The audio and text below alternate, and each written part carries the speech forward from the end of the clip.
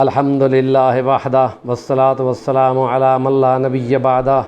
اما بعد فاعوذ باللہ من الشیطان الرجیم بسم اللہ الرحمن الرحیم ورہبانیۃ ابتدعوها ما كتبناها علیہم الا ابتغاء رضوان اللہ فما رعوها حق رعایتها فآتینا الذین آمنوا منہم اجرہم وکثیر منہم فاسقون وقال اللہ تعالی فی مقام آخر سورۃ کہف قل هل ننبئكم بالاخسرین اعمالا الذین ضل سعیهم فی الحیاۃ الدنیا وهم یحسبون انہم یحسنون صنعا صدق اللہ العظیم رب اشرح لی صدری ویسر لی امری واحلل عقدۃ من لسانی یفقہوا قولی۔ کل کے ولاگ میں علماء کی ذمہ داریاں ہم نے بیان کی تھیں، اور علماء یہود و نصارہ کے احبار و رہبان وہ تھوڑی سی دنیا کے لیے ایمان بیچ رہے تھے، تمام کتاب کو چھپا رہے تھے۔ تو نبی پاک نے فرمایا تھا کہ میری امت ان کی اتباع میں اسی طرح کرے گی، تو اس کا تقاضا یہ ہے کہ ہم قرآن اور نبی پاک کے فرامین پر متبع رہیں اور ذرا سا بھی ادھر ادھر نہ ہوں، اور جو یہ کرے گا وہ غیر سبیل المؤمنین ہوگا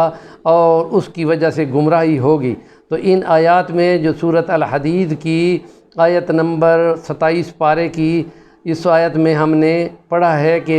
اور رہبانیہ جو انہوں نے ترک دنیا خود بنا لی تھی، ہم نے ان پر ان کے لیے فرض نہیں کی تھی، لیکن اللہ کی رضا لینے کے لیے انہوں نے پھر اس کا حق بھی ادا نہیں کیا، اور جو ایمان لائے تھے ان کو ہم نے اجر دیا اور اکثر ان کے فاسق تھے۔ اور سورۃ کہف کی جو 16ویں سپارے کی ایک آیت نمبر 103 ہے، اس میں اللہ فرماتا ہے کہ کہہ دو اے پیغمبر، کیا ہم تم کو خبریں دیں ان نقصان والے اعمال کی جو یہ گمراہی کی وجہ سے کر رہے تھے، اور پھر یہ گمان یہ کرتے تھے کہ ہم اچھا کر رہے ہیں، حالانکہ وہ سارا گمراہی کا کام کر رہے تھے۔ ان کے آگے جا کے فرمائے کہ ان کے اعمال حبط کر لیں گے اور ان کا کوئی عمل قبول نہیں ہوگا۔ اور نبی کریم صلی اللہ علیہ وسلم نے اپنی احادیث مبارکہ میں فرما دیا تھا کہ محشر کے میدان میں جب تمام لوگ آ رہے ہوں گے، ہم حوض کوثر پہ ہوں گے، تو مسلمانوں میں سے ایک گروہ کو فرشتے روک لیں گے اور یہ کہیں گے کہ یہ نہیں جا سکتے۔ حضور پاک دیکھ رہے ہیں گے تو آپ فرمائے آنے دو میرے امتیوں کو، آنے دو۔ تو صاحب وہ فرشتے بولیں گے کہ اللہ کے رسول، آپ کو نہیں پتہ آپ کے بعد انہوں نے کون سی دین میں نئی نئی باتیں گھڑ لی تھیں۔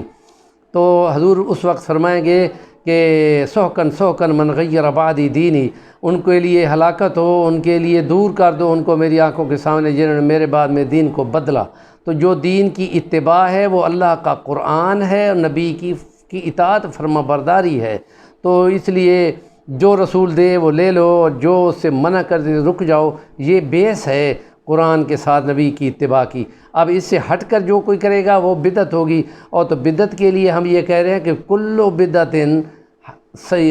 بدعت ضلالۃ، حضور کی حدیث ہے، FABA میں ہم پڑھاتے ہیں کل بدعت ضلالۃ وکل ضلالۃ فی النار، ہر قسم کی بدعت گمراہ ہے۔ اب بدعت حسنہ بدعت سیئہ کی طرف جاؤ گے تو یہ حدیث اس کو مارنے کے لیے کافی ہے کہ بدعت حسنہ کہتے ہو تو تم یہ نبی پر یہ الزام لگا رہے ہو کہ کوئی چیز انہوں نے چھوڑ دی تھی جو کہ تم بنا رہے ہو، تو اس لیے نبی کو خائن ثابت کرنے کی بجائے اب نبی کے مکمل اتباع میں ہو، اور محبت عشق کا تقاضا ہے کہ کوئی نئی بات نہ نکالی جائے، اس لیے کہ ہر بدعت گمراہی ہے اور ہر گمراہی جہنم میں لے جانے والی ہے۔ ایک اور حدیث اس کی تشریح میں جو ہم پڑھاتے ہیں وہ یہ ہے کہ من احدث فی امرنا ھذا ما لیس منہ فہو رد، فی امرنا ھذا دین ہے، تو دین کے امور میں جس نے کوئی نئی بات گھڑ لی فہو رد، وہ اس میں سے نہیں ہے تو وہ رد ہو جائے گی۔ مثال اس کی دنیا کے معاملات کی دی جاتی ہے جو کہ غلط ہے اور گمراہی ہے۔ ایک اور حدیث اس کی شرح میں وہ یقینی طور پہ ہے، حدیث کی تمام کتابوں میں لکھی ہوئی ہیں دونوں حدیثیں، بلکہ تینوں حدیثیں۔ من عمل عملا، جس نے کوئی عمل کیا، فلیس علیہ عملنا، پھر اس پہ ہمارا کوئی عمل نہیں ہے، جو دین بنا کر پیش کیا جا رہا ہو اس پر ہم نے اپنا عمل کوئی نہیں کیا، فہو رد، وہ بھی قابل رد ہے۔ اس لیے ہم کہتے ہیں کہ نبی کریم صلی اللہ علیہ وسلم کی 23 سال کی زندگی، 13 مکہ کی اور 10 مدینہ کی،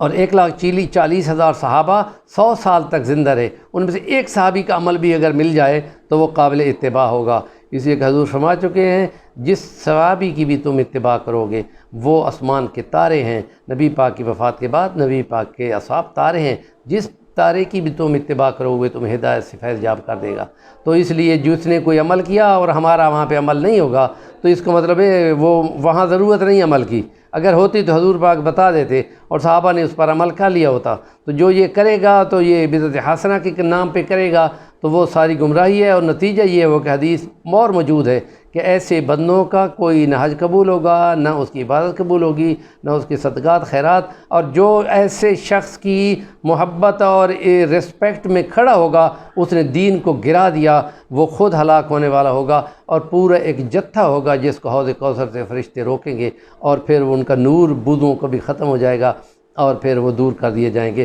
یہ بہت بڑی بدبختی ہے، اس سے ضرور بچنا چاہیے، اور ہمارے چینل کا نام ہے صفی الرحمن الوانی، ضرور سبسکرائب کر لیں اور کومنٹ کریں تو ہماری رہنمائی ہوگی۔ وآخر دعوانا الحمدللہ رب العالمین۔